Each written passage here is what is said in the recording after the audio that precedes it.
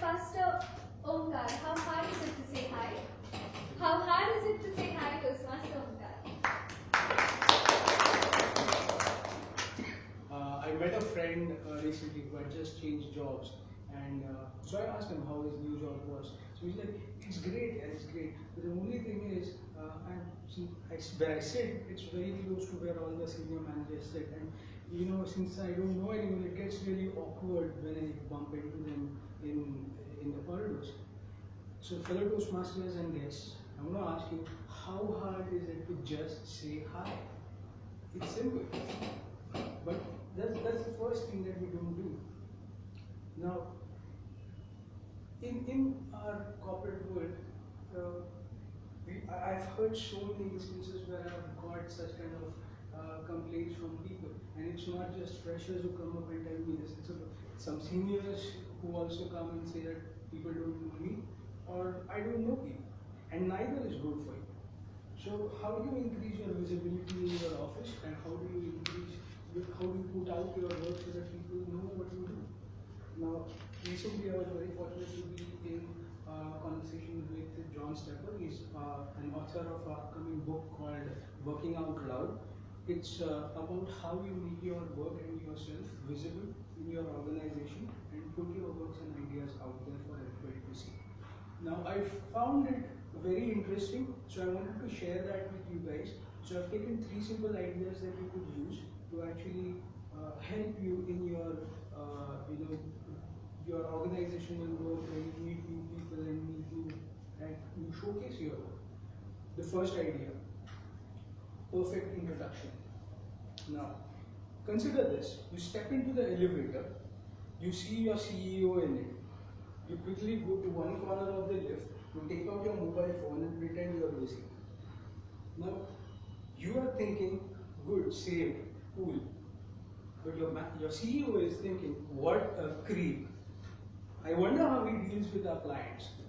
Now, it's very, very important to have a very open greeting way to greet people and introduce yourself.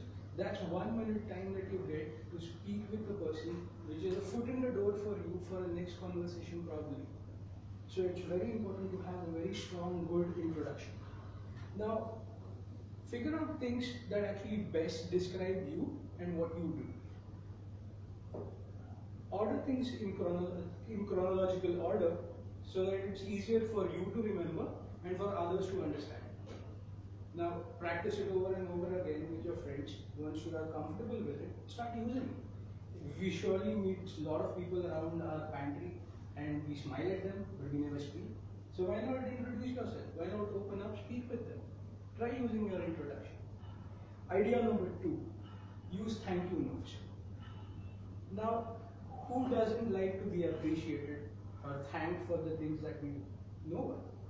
But we seldom take efforts to actually thank someone for their efforts.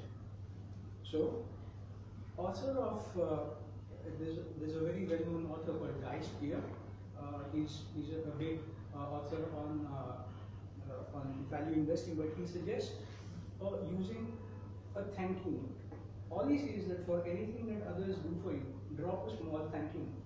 He says when he goes to hotels, when he's traveling, when he's checking out, he always uses a thank you note. He leaves behind on his bed so that the hotel staff can then read for how they have made his stay comfortable. So start using that. It's like small investments that compound over a long period of time. And the key is, it is a long-term investment, so it's not going to pay up immediately. And the reward is not monetary as well. The satisfaction that you get in actually appreciating what others do for you is more important than any monetary reward. So start using your thank you notes. Idea number 3. Idea number 3 is share ideas. Now, one of our fellow Toastmasters, Jalaj, he once shared with me how he had a particular problem and how he found a quick solution for it. And since he had found the solution and didn't want to lose it, he uploaded it on his blog that night. And the next morning he was amazed to see that about 5,000 people around the world had visited his blog to find that very same solution. And then over a period of few days, there were millions who had come to visit his blog to actually find out the solution. So why not? So everyone has got something to share and something to contribute. It is just that we are either unaware of our abilities or we undermine our abilities. So put your stuff out there. Now, in today's world, it is so simple to actually put your stuff, your work, thoughts, and ideas, and share it with people.